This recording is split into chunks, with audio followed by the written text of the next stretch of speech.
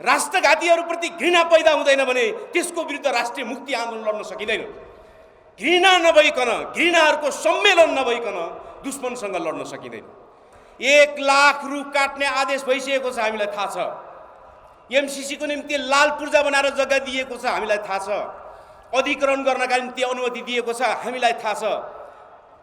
विद्युत नियमन आयोगको ऐन 2074 मा पास गरिएको छ, हामीलाई थाहा छ। सिंहदरबारका थुप्रै कोठाहरू खाली हुँदाहुँदै महिनामा 16 लाख भाडा तिर्ने गरी एमसीए को अफिस राखिएको छ, त्यो पनि हामीलाई थाहा छ। त्यसको निम्ति मैले पहिलो कुरा यही भने कि उनीहरूले जो व्याख्यात्मक घोषणाद्वारा यो सच्चाइ हो भनेर जुन चटक गरेका छन्, त्यो चटकलाई हामीले चिरफार गर्दै अगाडि बढ्नु जरुरी छ। अमेरिकी साम्राज्यवादसँग मिलेर नेपालका राष्ट्रघाती शासकहरूले नेपाली जनतालाई जो चुनौती दिएका छन्, त्यो चुनौतीको सामना गर्नका निम्ति आयोजना गरिएको संकल्प सभाको रूपमा मैले यसलाई बुझेको छु। दुश्मनहरूले, राष्ट्रघातीहरूले हामीमाथि चुनौती खडा गरेका छन्। तिमीहरूले के सक्छौ गर, हामीले यो सम्झौता पारित गरेका छौँ उनीहरूले भनेका छन्। हामीले आजको यो सभा मार्फत 6 पार्टी 2 मोर्चा र देशलाई माया गर्ने सम्पूर्ण देशभक्तहरूले एउटा संकल्प गर्नु जरुरी छ कि तिमीहरूको चुनौती हामीलाई स्वीकार छ, तिमीहरूको चुनौती हामीलाई स्वीकार छ र हामी जबसम्म रहनेछौँ यो देशमा, जबसम्म जिउँदो रहनेछौँ र देशभक्तिपूर्ण भावनाका साथ रहनेछौँ, त्यो बिन्दुसम्म एमसीसीलाई लागू हुन नदिनका निम्ति र त्यसलाई खारेज गराइछोड्नका निम्ति हामी संकल्प गर्नेछौँ। यो आजको सभालाई मैले त्यसरी बुझेको छु। तपाईहरुको बीचमा मैले 5 वटा कुरा राख्नेछु संक्षिप्तमा।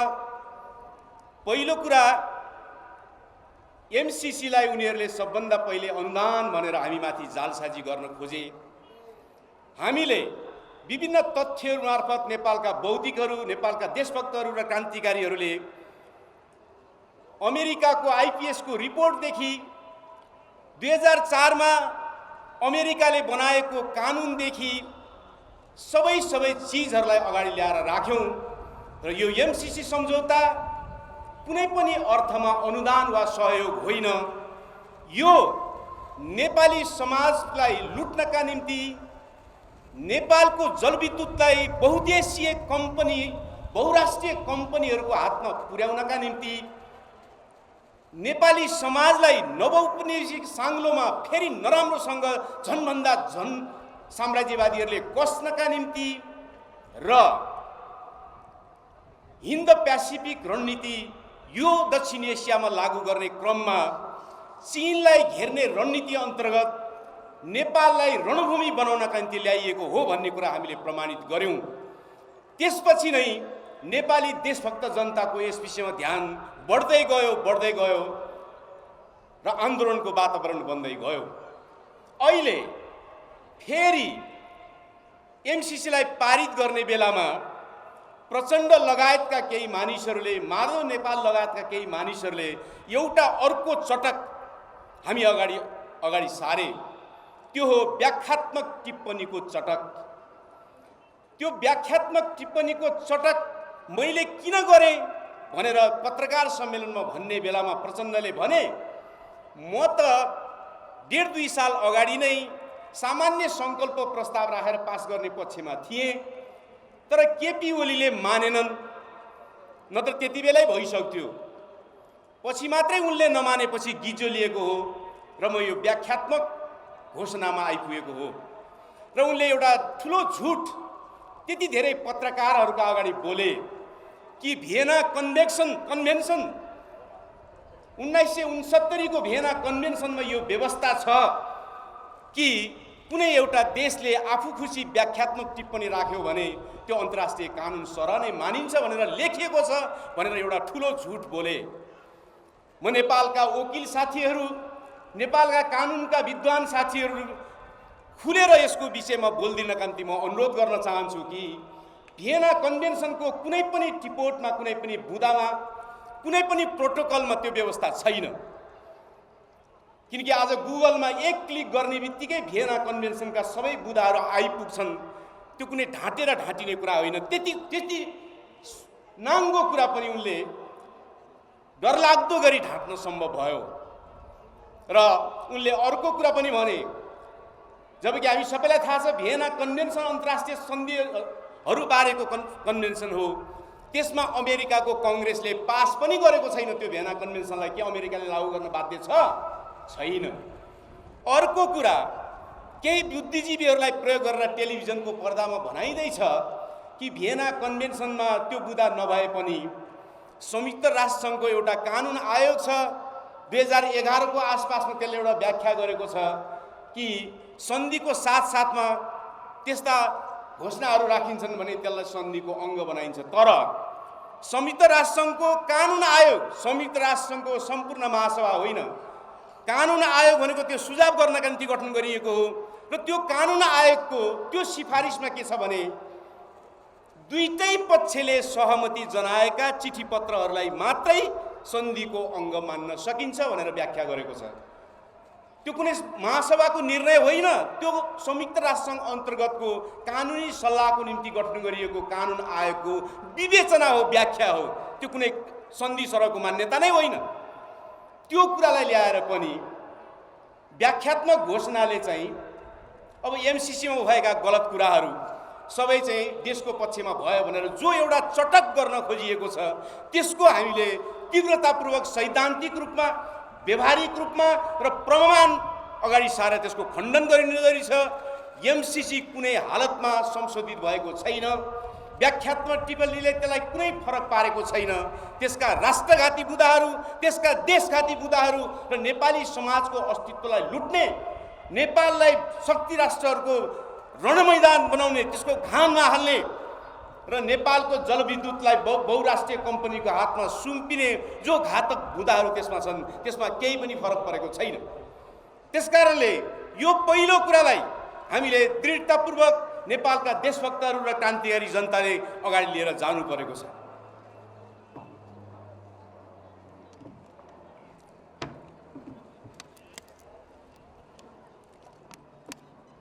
किनभने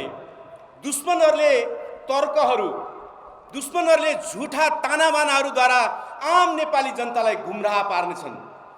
जब उनीहरूले तर्कहरूद्वारा गुमराह पार्न खोज्दछन् त्यसलाई नकाटिकन र समाजको पिँधसम्म त्यसलाई स्पष्ट नपारिकन दुश्मनहरूप्रति घृणा पैदा हुँदैन, राष्ट्रघातीहरूप्रति घृणा पैदा हुँदैन भने त्यसको विरुद्ध राष्ट्रिय मुक्ति आन्दोलन लड्न सकिँदैन। घृणा नभइकन, घृणाहरूको सम्मेलन नभइकन दुश्मनसँग लड्न सकिँदैन। त्यसको निम्ति मैले पहिलो कुरा यही भने कि उनीहरूले जो व्याख्यात्मक घोषणाद्वारा यो सच्चाइ हो भनेर जुन चटक गरेका छन् त्यो चटकलाई हामीले चिरफार गर्दै अगाडि बढ्नु जरुरी छ। दोस्रो कुरा, यो एमसीसीको प्रकरणले राष्ट्रघाती काम मात्रै गरेको छैन कि यसले दोस्रो काम पनि गरेको छ। त्यो हो हाम्रो देशमा जस्तो प्रकारको दलाल संसदवादी पुँजीवादी व्यवस्था स्थापना भएको छ त्यो संसदीय व्यवस्था र संसदीय राजनीतिबाट देशभक्तिपूर्ण कुनै अडानलाई अन्तिम रूप दिन सकिँदो रहेनछ। राष्ट्रघाती सन्धि सम्झौतालाई रोक्न सकिँदो रहेनछ। त्यो व्यवस्था र संसदवादी राजनीति पुरै यसको विषयमा असफल हुँदो रहेछ भन्ने कुरा प्रमाणित भएको छ। यसको यो कुरा दिनको घाम झैं छर्लङ्ग भएको छ। किनकि संसदमा त्यसलाई लगियो, संसदमा त्यो लानु पर्ने विषय हो कि होइन भन्ने कुरा छलफल नै भएन। किनकि विदेशीहरूले अनुदानको नाममा वा सहयोगको नाममा वा कुनै पनि नाममा दिने रकम संसदमा लाने चलन नै थिएन। लानुपर्ने चिज हो कि होइन कतै बहस नै भएन। एमसीसी यहाँ मात्रै लागू भएको कुरा होइन, संसारका 43वटा भन्दा बढी देशहरूमा एमसीसीका नङ्ग्राहरू पुगेका छन्। कुनै देशमा संसदमा लगिएको छ, कुनै देशमा संसदमा लगिएको छैन, लानुपर्ने कुनै जरुरी नै छैन। त्यो विषयमा नै बहस भएन। यो कस्तो राजनीतिक व्यवस्था हो? प्राकृतिक स्रोत साधनमाथिको नाङ्गो हस्तक्षेपसँग सम्बन्धित छ एमसीसी। संविधानको धाराले भन्दछ, 269 को धाराले भन्दछ कि प्राकृतिक स्रोत साधन अनुसारका विषयहरूमा सामान्य बहुमतले पुग्दैन भन्दछ। तर सामान्य बहुमत चाहिने कि नचाहिने कुनै बहस नै भएन, कुनै बहस भएन। संसद अवरोध भएको बेलामा कुनै प्रस्ताव पारित गर्नै मिल्दैन। मान्छेहरू नारा लगाइरहेका छन्, त्यहाँ पारित भयो भनेर भनिरहेका छन्। कति हात उठे थाहा छैन, कति थाहा छैन। ध्वनि मतको आधारमा पास भयो भनिएको छ, हल्ला गरिएको छ। यसबाट यही त प्रश्न हुन्छ कि उत्पीडित राष्ट्रहरूको हकमा, हाम्रो देश जस्तो देशको हकमा संसदीय व्यवस्था र संसदीय प्रणालीले हाम्रो देशको राष्ट्रियताको पक्षमा लड्न सक्दो रहेनछ भन्ने कुरा प्रमाणित हुन्छ। यहाँभन्दा बढी ठुलो कुनै प्रमाण जरुरी छैन।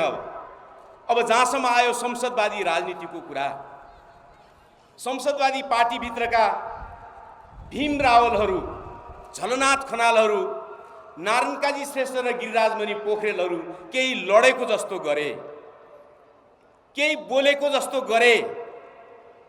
मैले सुनेको थिएँ यो सभामा आउनका निम्ति आयोजक पार्टीहरूले अनुरोध पनि गर्नुभयो, उहाँहरूलाई अपिल पनि गर्नुभयो, तर उहाँहरूका स्वकीय सचिवालयहरूले फेसबुकमा वक्तव्य जारी गरे। देशभक्तहरू दुश्मनको किल्लाभित्र समेत मर्न तयार हुन्छन् भने तपाईहरुलाई यो क्रान्तिकारीहरूको, यो देशभक्तहरूको सभामा आएर बोल्न केले रोकेको हो? केले रोकेको? फगत यति मात्रै हो कि तपाईहरुले गर्दै आएको संसदवादी राजनीतिले रोकेको हो? तपाईहरुलाई त्यो पार्टीभित्र टिकट पाइँदैन कि भन्ने चिन्ता भयो? त्यो पार्टीभित्रको आफ्नो त्यो पार्टीलाई चन्दा दिने दलाल पुँजीपतिहरूले चुनावमा पैसा दिँदैनन् कि भन्ने चिन्ता हो? हामीसँग बस्यो भने हाम्रो अलिकति न्यानो तपाईहरुलाई सर्छ भन्ने चिन्ता हो? यहाँभन्दा बढी तपाईहरुलाई के भयो? त्यो संसदवादी राजनीतिभित्र बसेर तपाईले जतिसुकै एमसीसीका बुँदाहरूको टेलिभिजनमा पत्रिकामा चर्चा गरे पनि के त्यहाँ सुनवाई भयो? के सुनवाई हुन सम्भव छ? छैन। म ती संसदवादी पार्टीभित्र बसेर देशभक्तिपूर्ण अडान राख्ने र अहिलेसम्म लड्ने र लडेको जस्तो गर्ने ती सबै साथीहरूलाई संसदवादी राजनीतिबारे पुनर्विचार गर्नुहोस् भन्ने म सुझाव दिन चाहन्छु। किनकि आजको दुनियाँमा दलाल पुँजीवादी शासन, दलाल पुँजीवादी संसदवादी राजनीति पनि गर्ने र देशभक्त पनि भइरहने असम्भव कुरा हो। त्यो दुईटै सँगसँगै अब जान सक्दैनन्। त्यो दुईटै सँगसँगै अब जान सक्दैनन्। यो दोस्रो विश्वयुद्धभन्दा अगाडिको जमाना होइन, नरोत्तम सिंहानुको जमाना होइन। आज देशको रक्षा गर्ने देशभक्तिपूर्ण भावना र क्रान्तिकारी राजनीति एक ठाउँमा आयो भने मात्रै सम्भव छ। संसदवादी पुँजीवादी राजनीति र देशभक्तिपूर्ण अडान एक ठाउँमा बस्न सम्भव छैन। म भीम रावलजीहरूलाई त धेरै भन्न चाहन्न। माधव नेपालजीहरूको के कुरा गर्ने, राष्ट्रघातमा महाकालीमा मुछिएकै हुन्। केपी ओलीहरूको के कुरा गर्ने, ती चटक देखाउने काम बाहेक केही पनि गरिरहेका छैनन्। म एकपटक नारायण काजी र गिरिराजमणि पोखरेलहरूलाई भन्न चाहन्छु, पञ्चायत कालदेखि आफू मर्दाखेरि लास समेत देशभित्र भित्राउन नदिएका मधेसका होनहार योद्धा जयगोविन्द शाहहरूको रगत र पसिनाले बनाएको त्यो पार्टी, त्यो जनमत, निर्मल लामाहरूले बनाएको रगत पसिनाले बनाएको त्यो पार्टी, त्यो जनमत, दिवाकर भुषालहरूले बनाएको त्यो पार्टी, त्यो जनमत, तपाईहरुले संसदीय स्वार्थका निम्ति केपी ओलीको पाउमा नेकपा नेकपा बनाएर बुझाउनु भयो। त्यो अपराधको हिसाब ती जनताले गर्न बाँकी छ। अब एउटा तपाईहरुसँग चान्स बाँकी छ, समय बाँकी छ कि तपाईहरुको एउटा अन्तिम प्राण तत्त्वको रूपमा बाँकी रहेको राष्ट्रिय स्वाधीनताको मुद्दा जो तपाईहरु लगातार फलाक्दै आउनु भएको थियो, यसपल्ट माओवादी केन्द्रले गरेको राष्ट्रघातसँग तपाईहरुले सम्बन्ध विच्छेद गर्नु भएन भने तपाईहरुको त्यो प्राण तत्त्व पनि सकिनेछ र तपाई कतैको निम्ति, कुनै देशभक्तको निम्ति, कुनै जमातको निम्ति लायक हुनुहुने छैन। समयमै सोच्नुस्। संसदवादी पार्टीभित्र देशभक्तिपूर्ण अडान राख्दै आउनुभएका, राखे जस्तो गर्दै आउनुभएका सबै मित्रहरूले सोच्नुस्। किन राष्ट्रघात माटोको सवाल हो। यो कुनै पार्टीको, कुनै बातको, कुनै राजनीतिक मुद्दाको छिना झपटीको मात्रै सवाल होइन। यो माटोको मुद्दामा पनि जो अगाडि आउन सक्दैन त्यसलाई राष्ट्रले कहिले माफ गर्न सक्दैन। दोस्रो कुरा यो प्रमाणित भएको छ, मैले भने। तेस्रो कुरा थुप्रैलाई लागेको छ। अघि अस्ति बानेश्वरमा पुलिससँग लड्दै एमसीसी पारित भयो अरे भन्ने खबर बाहिर आएपछि केही साथीहरू अलि निराश मुद्रामा घर फर्किनुतिर लागेको मैले देखेँ। धेरैलाई लाग्यो कि यो पास भइहाल्यो, अब सकिहाल्यो, अब के हुन्छ, अब लडेर के हुन्छ। कुरा त्यस्तो छैन। यहाँका सञ्चार माध्यमहरूले, यहाँका विद्वान भनिने मानिसहरूले बहुराष्ट्रिय कम्पनी र आइएनजिओहरूद्वारा पालित पोषित कथित बौद्धिकहरूले सूचनाहरू लुकाएका छन् भनेका छैनन्, तर क्रान्तिकारीहरूले ती सूचनाहरू अगाडि राख्नु जरुरी छ। कैयौँ देशहरूमा जहाँ एमसीसी लागू भएर थुप्रै जग्गा अधिग्रहण भएर थुप्रै कुरा भइसकेपछि पनि त्यहाँका जनताले जब बुझे, त्यहाँको सेनाले जब बुझ्यो, त्यहाँको प्रहरीले जब बुझ्यो, ती देशहरूमा विद्रोह भएका छन् र एमसीसी लखेटिएको छ। मादागास्करको मात्रै एउटा सानो अफ्रिका नजिकको एउटा टापु देश जसको आधा भन्दा बढी जमिन एमसीसीले अधिग्रहण गर्यो र आधा जमिन कोरियाको डेउ भन्ने बहुराष्ट्रिय कम्पनीलाई जमिन दियो। त्यसको विरुद्धमा त्यहाँको सेनाले साथ दियो, त्यसको विरुद्धमा त्यहाँको नगरपालिकाको मेयरले विद्रोह गरे, जनताले विद्रोह गरे, पुलिसले विद्रोह गरे। एमसीसी त्यहाँबाट भाग्न बाध्य भयो। इतिहास अमेरिकाले जितेको मात्रै छैन, इतिहास संसारभरि अमेरिकाले कुनै न कुनै ढङ्गले हारेको पनि छ। त्यो इतिहास हामीले अगाडि राख्छौँ। घानामा उनीहरूले पाइनएप्पल कब्जा गरे, भुइँकट्टर कब्जा गरे। घानाको भुइँकट्टर युरोपमा सबभन्दा मिठो मानेर त्यसको रस पिइने गरिन्थ्यो। त्यो भुइँकट्टरमाथि कब्जा गर्नका निम्ति एमसीसी गयो र एमसीसीले बहुराष्ट्रिय कम्पनी अन्तर्गत भुइँकट्टरलाई ल्याएर अहिले घानाको भुइँकट्टरमाथि युरोपियन जुस कम्पनीहरूको कब्जा भएको छ र घानामा त्यसको विरुद्धमा एउटा लडाईँ चलिरहेको छ। मानिसहरू मङ्गोलियाको उदाहरण दिन्छन्। चीन नजिकै भएर पनि मङ्गोलियाले एमसीसी लिइरहेको छ। यो तथ्य लुकाउँछन् कि मङ्गोलियाले उत्तर एटलान्टिक सन्धि सङ्गठन नाटोको सदस्यतामा आएको छ, ऊ अमेरिकाको पक्षमा लागेको छ, त्यसकारणले ऊ एमसीसी चलाइरहेको छ। अमेरिकाको साझेदार राष्ट्र बन्नका निम्ति निवेदन हालेको छ मङ्गोलियाले। त्यसकारणले गर्दा हामीले प्रश्न पार्नुपर्ने भएको छ कि एमसीसी अहिले पारित हुने बित्तिकै जनताले पारित गर्यो भन्ने कुरा सत्य होइन। एमसीसी पारित भएपछि हामीलाई थाहा छ, एमसीसी पारित भएपछि मात्रै लागू गर्न सुरु गरिएको होइन। 1 लाख रु काट्ने आदेश भइसकेको छ, हामीलाई थाहा छ। एमसीसी को निम्ति लाल पूर्जा बनाएर जग्गा दिएको छ, हामीलाई थाहा छ। अधिग्रहण गर्नका निम्ति अनुमति दिएको छ, हामीलाई थाहा छ। विद्युत नियमन आयोग ऐन 2074 मा पास गरिएको छ, हामीलाई थाहा छ। सिंहदरबारका थुप्रै कोठाहरू खाली हुँदाहुँदै महिनामा 16 लाख भाडा तिर्ने गरी एमसीए को अफिस राखिएको छ, त्यो पनि हामीलाई थाहा छ। एमसीसी लागू गर्न सुरु गरिएको छ, त्यो हामीलाई थाहा छ। तर यो लागू गर्न सुरु गर्ने बित्तिकै यो सम्पूर्ण रूपमा लागू भइसक्छ, यसको विरुद्ध केही गर्नै सकिन्न, यसलाई उल्टाउनै सकिन्न भन्ने कुरा सत्य होइन। हामीले उल्टाउनु पर्छ, यसलाई रोक्नु पर्छ। यो यसकारण पनि गर्नुपर्छ कि आजको साम्राज्यवाद नयाँ तरिकाले हामी माथि जो आएको छ, यो यस्तै एमसीसी मार्फत नै आउने हो। यो आजको युगको साम्राज्यवादको नयाँ तरिका हो, नयाँ तरिका हो। यो नयाँ तरिकासँग लड्नका निम्ति हामीले साम्राज्यवादका विरुद्ध राष्ट्रिय मुक्ति आन्दोलनको एउटा नयाँ चक्र अब सुरु गर्नुपर्छ। यो देशको मात्रै हुने छैन, यो संसारभरिको आन्दोलनको एउटा अङ्ग हुनेछ। युक्रेनले पनि 12 वर्ष अगाडि त्यसरी नै सोचेको थियो। सन्तुलित कूटनीति, नेटोमा जाने, अमेरिकाले भनेको मान्ने, त्यसरी नै सोचेको थियो। आज जसरी शेरबहादुर देउवाले रुसको विरुद्ध वक्तव्य दिएका छन्, हाम्रो असलौन परराष्ट्र नीति भताभङ्ग पारिदिएका छन्। नेपालले बोल्नुपर्ने युद्ध रोक भनेर थियो, नेपालले बोल्नुपर्ने सबैको सार्वभौमसत्ताको सुरक्षा गर, सम्मान गर भन्नुपर्ने थियो। तर कुनै देशको पक्षमा अमेरिका पक्षधरहरूको हुलमा मिसिएर लाग्नुपर्ने कुनै जरुरी थिएन। यो केले गरिराखेको छ? यो एमसीसी लागू हुनु सुरु गरेको अर्को प्रकरण हो। नेपालले अहिलेसम्म त्यस्तो कुनै वक्तव्य दिएको थिएन संसारका युद्धहरूमा। नेपालले जहिले पनि असंलग्न परराष्ट्र नीति लिएको थियो। तर पहिलोचोटि एमसीसी पारित भएको 1 हप्ता बित्न नपाउँदै अमेरिकासँगै जहाँ भारत र चीन जस्ता मुलुकहरू खामोश छन्, तटस्थ छन्, त्यहाँ शेरबहादुर देउवाको सरकार बुर्लुक्क उफ्रिएर अमेरिकाको लहरमा बसेर वक्तव्य दियो। यो के हो?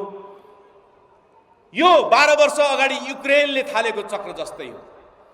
12 वर्ष अगाडि युक्रेनले जसरी थालेको थियो आफ्नो कूटनीति, आफ्नो अन्तर्राष्ट्रिय सम्बन्ध, युक्रेन आज कहाँ पुग्यो? युक्रेनको रणभूमि भयो आज युक्रेन। आज राष्ट्रघातीहरूले एमसीसी पारित गरेर अमेरिकी लबीमा लगेर विश्व साम्राज्यवादको लबीमा बसेर उनीहरू जसरी लामबद्ध हुन खोजेका छन्, देशलाई घचिट्न खोजेका छन्, खिसार्न खोजेका छन्, यसले यो देशलाई रणभूमि बनाउने छ। के नेपाली जनता त्यो रणभूमि बनाउने स्थितिको सामना गर्न तयार छैन? अवश्य तयार हुन्छ, हुनै पर्दछ। त्यसकारणले चौथो कुरा मैले भन्ने कुरा के हो भने यो एमसीसी केवल एमसीसी होइन, आजको साम्राज्यवादको मुख्य रणनीतिभित्रको एउटा अङ्ग हो। त्यसकारणले एमसीसी विरोधी सङ्घर्ष हाम्रो राष्ट्रिय स्वाधीनताको सङ्घर्ष मात्रै होइन, विश्व साम्राज्यवाद विरोधी सङ्घर्षको एउटा अङ्ग हो। संसारभरिका जनताले अमेरिकी साम्राज्यवाद कसरी आउँदैछ भन्ने अब बुझ्दैछन्। नेपाललाई त मार्नै पर्न सुरु भइसकेको हामीले नबुझी सुखै छैन। त्यसकारणले हामीले साम्राज्यवाद विरोधी नयाँ आन्दोलनको रूपमा, नयाँ चक्रको रूपमा, नयाँ आन्दोलनको रूपमा, नयाँ परिवेशको रूपमा हामीले यसलाई विकास गर्नुको कुनै विकल्प छैन।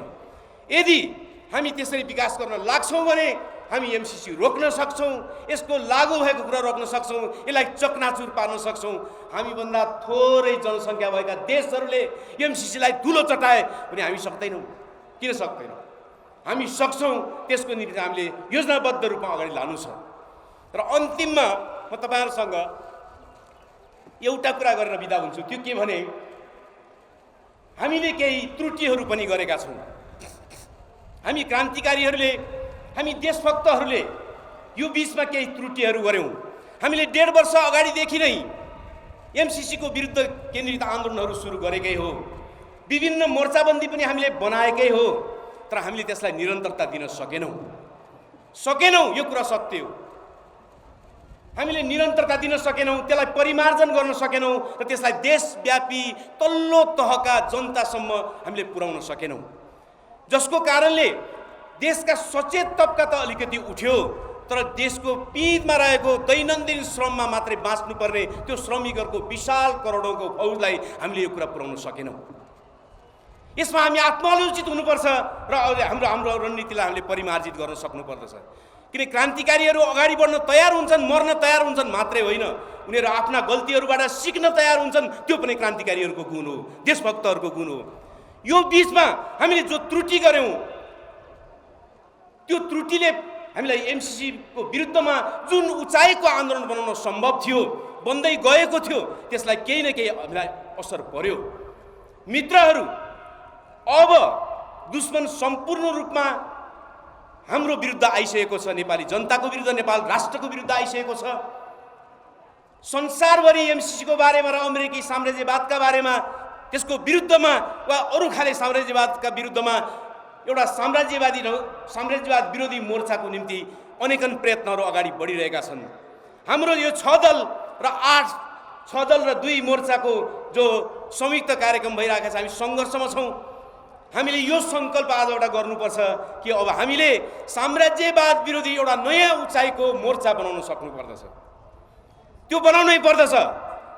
साम्राज्यवाद विरोधी एमसीसी मात्रै होइन, एमसीसी अनिवार्य रूपमा त्यसको ताजा प्रकरण हो, तर साम्राज्यवाद विरोधी नयाँ उचाइको लडाइँको निम्ति, सङ्घर्षको निम्ति हामीले अब एउटा नयाँ खालको संयुक्त मोर्चा सङ्गठन निर्माण गर्न सक्नुपर्दछ। त्यसमा सम्पूर्ण देशका कम्युनिस्ट बाहेकका देशभक्तहरूलाई पनि त्यसमा समेट्न सक्नुपर्दछ र त्यो दिशामा हामी सृजनात्मक हुन आजैदेखि सुरु गर्नुपर्दछ। म मित्रहरूलाई भन्न चाहन्छु कि 6 पार्टी र 2 मोर्चाको छलफलमा यो विषयले प्रवेश पाइसकेको छ। यो विषयले प्रवेश पाएको छ र हामी सबै कुनै न कुनै स्तरमा गम्भीर हुन थालेका छौँ। तपाईहरुले पनि यसलाई लगातार एउटा सुझावको रूपमा, अलिअलि दबावको रूपमा पनि सबैले भन्नु जरुरी छ कि साम्राज्यवादलाई लडाउने हो भने, एमसीसीलाई खारेज हुने स्थितिमा पुर्याउने हो भने हामीले अब नयाँ मोर्चाबन्दी गर्नुपर्छ।